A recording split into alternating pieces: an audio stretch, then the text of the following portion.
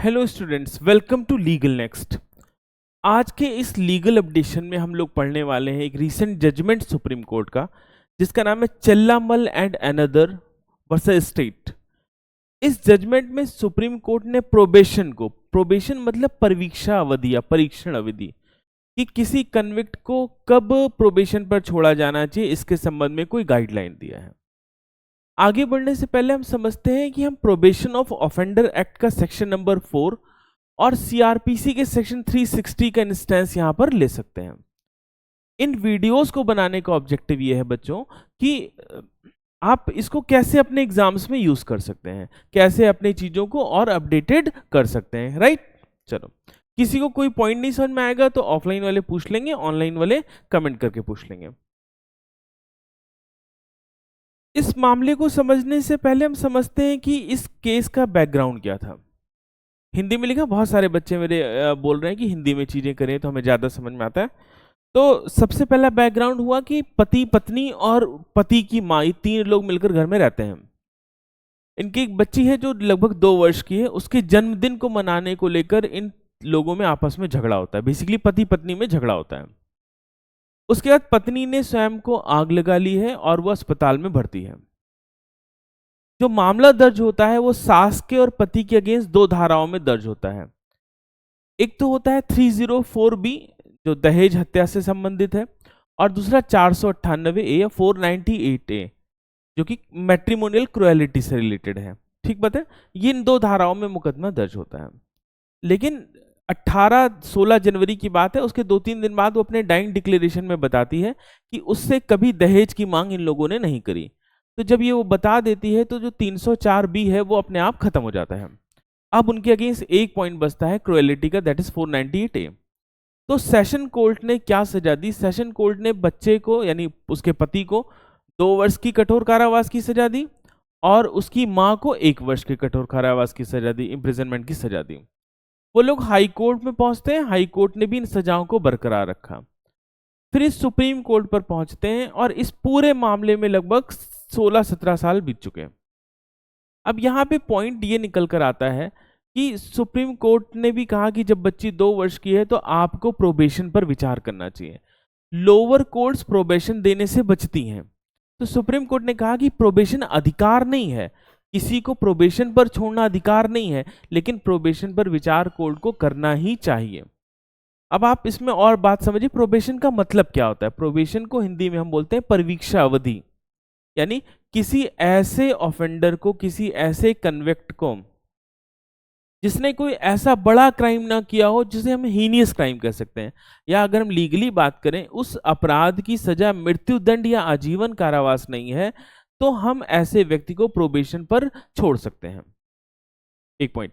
अब प्रोबेशन पर छोड़ने का मतलब क्या है? हमने उसके ऊपर कुछ शर्तें लगा दी कि जैसे आप इस जिले से बाहर नहीं जाएंगे, आप नशा नहीं करेंगे, आप इस तरह के किसी ऑफेंस को रिपीट नहीं करेंगे। अगर ऐसा कुछ करेंगे तो ये प्रोबेशन कैंसिल करके इम्प्रिजनमेंट शुरू कर देंगे।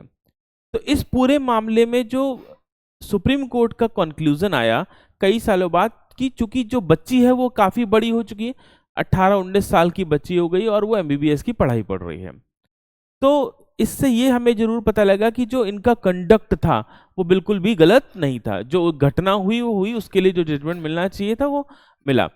लेकिन अब 17 साल देरी के बाद 19 वर्ष की जो बच्ची है उसके पिता को, उसकी मां को जेल भेज देना सही नहीं है, इसलिए सुप्रीम कोर्ट ने प्रोबेशन की बात करी।